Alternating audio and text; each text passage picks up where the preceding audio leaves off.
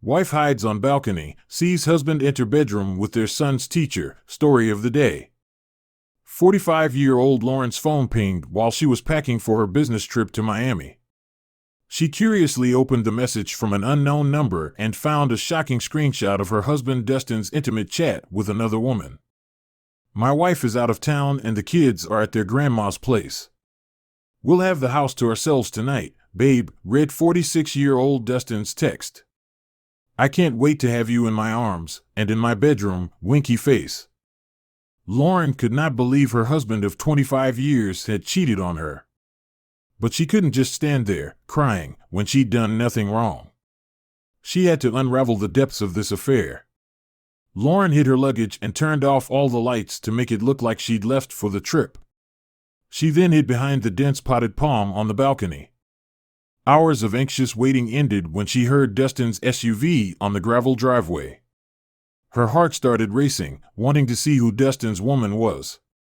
Lauren peered through the curtain and witnessed her husband brazenly entering the bedroom with his mistress minutes later. Her eyes widened in utter disbelief when she recognized the woman as Madison, her teen son's math teacher. Reclining on the bed, Madison mischievously extended her slender finger and beckoned to Dustin. In split seconds, he removed his shirt and cozily settled beside Madison. "Dustin, what the hell is going on?" Lauren yelled. Dustin sprang to his feet. Lauren, you're home?" Dustin stuttered. "I thought you thought I'd be on my flight to Miami while you fool around with your mistress on our bed. How sick."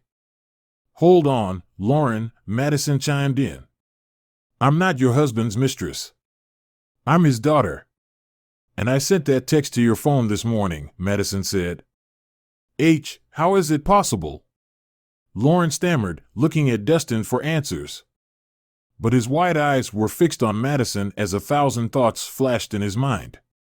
It felt like being pushed off the edge of a cliff as Dustin sank onto the bed, holding his head. "Are you Brooke's daughter?" he asked, agony etched on his face. "Yes, I am," Madison replied, crossing her arms. "Oh God, now I understand everything," Dustin broke down, turning to Lauren. "Do you remember the day we fought 25 years ago? It was the fall of 1995. Dustin and Lauren met at their usual spot in the park.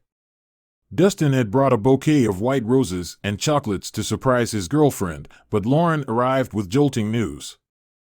"It's just 3 years, Dustin," Lauren said. "We discussed this. My parents want me to study interior design in New York. I can't go against their word." "Lauren, it's too far."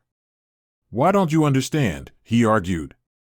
"I've just started a part-time job and can't travel that far to see you." Dustin wasn't convinced. "A long-distance relationship won't work. Let's break up. You do what your parents want you to do, all right? Forget me." "Fine." Lauren was shattered. She stormed off with tears in her eyes. Dustin watched Lauren's slender figure disappear through the park gate. A year of whirlwind romance had come to an abrupt end, and he was terribly hurt.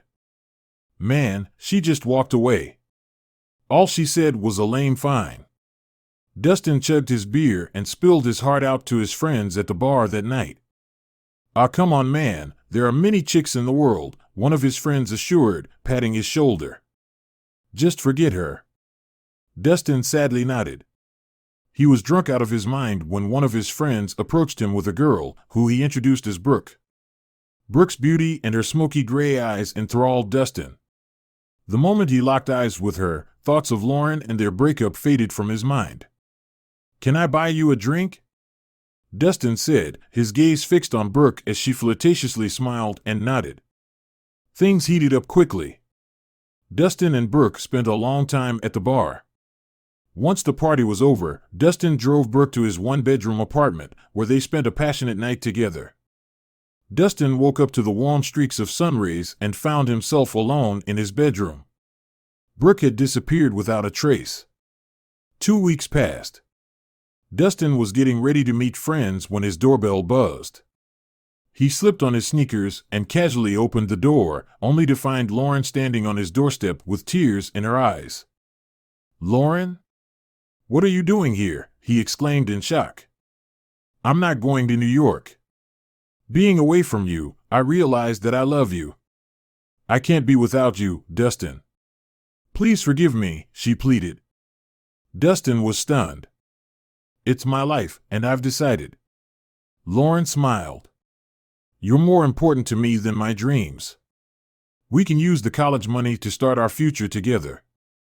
Shall we start over, fresh?" Dustin was over the moon about getting his girlfriend back.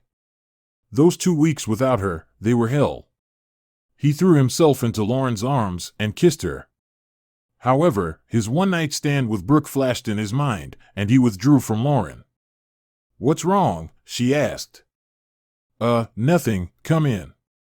Dustin decided it was best if he kept quiet about that night with Brooke and just moved on for good. Dustin and Lauren spent the whole day at his house, laughing and planning their future. They were cooking when Lauren asked him to buy some things from the nearby grocery store. "And we need some dark chocolate and jalapeno," she said as Dustin kissed her and hurried out of his house. He was excited about his dinner plans with Lauren until he saw Brooke standing outside his house. A cold sweat broke on his forehead. "Brooke, what are you doing here?" Dustin rushed to Brooke. "Look, you can't come to my house again, all right? What happened that night was an accident. We were drunk out of our minds. Please forget about it." "You know, Dustin anxiously explained, but Brooke interrupted him with a jolting revelation.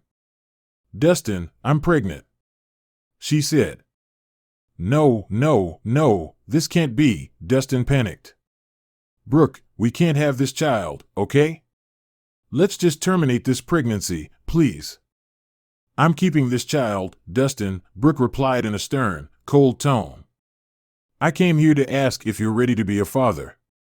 A grave silence engulfed Dustin. His heart started pounding. He wouldn't risk losing Lauren again and knew he couldn't parent that child. "Brooke, look, I love Lauren." She came back. Brooke interrupted again. This was huge money for a young Dustin who had just started his first part-time job. He looked at Brooke pleadingly but realized she wouldn't change her mind. "Give me a few days, all right?" Dustin said. "I'll think of something. Now please leave before Lauren sees you. I'll be waiting for you at 11 a.m. at the park, 2 weeks from now," Brooke said as she turned away, leaving Dustin in a daze. Dustin faked a smile for Lauren when he returned from the store.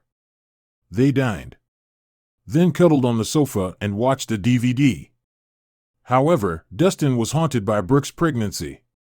He didn't know where to get the money to meet her demands. He looked at Lauren for a few seconds and remembered something. When Dustin and Lauren first started dating, he'd snuck into her backyard to meet her. Spotting Lauren's father on the balcony, Dustin hid in their garage. There, he found an unlocked trapdoor concealed under trash bags. Inside it was a suitcase of money. Dustin had fled, pretending he did not see the money. Now, Dustin smiled as a plan brewed in his mind. When Lauren fell asleep after the movie, he rummaged through her handbag and stole the key labeled Dad's garage. The following evening, Dustin walked Lauren home. He watched the bedroom and living room lights go off in Lauren's house and approached the garage. He slipped inside and took the suitcase with the money. Back in his apartment, he counted out a stunning $120,000 in cash. That same night, Dustin met Brooke outside her rented flat and gave her the money. She agreed to leave town, with their little secret. "I never saw her after that," Dustin finished with a heavy sigh. "I can't believe this!" Lauren yelled. "You were the thief who broke into my dad's garage? You murderer! Dad had a heart attack after his money was stolen. You were there, with us, comforting me at the hospital when my dad passed away. You told me the thief who stole the money would pay for his sins someday." I'm sorry, Lauren, I had no choice." Dustin found himself at a loss for words. "How could you do this to me?" Lauren yelled. At this point, Madison knew she could no longer keep quiet. My mom never told me about my biological father, she chimed in. I kept asking her who my father was. But she would never answer that question until she was on her deathbed 6 months ago. Looking back at all the struggles my mom and I went through because of this man, I decided to make him pay. It was easy to track him down with the address my mom gave me. I later discovered you guys got a bigger house in the same neighborhood. I landed a job as a teacher at your son's school.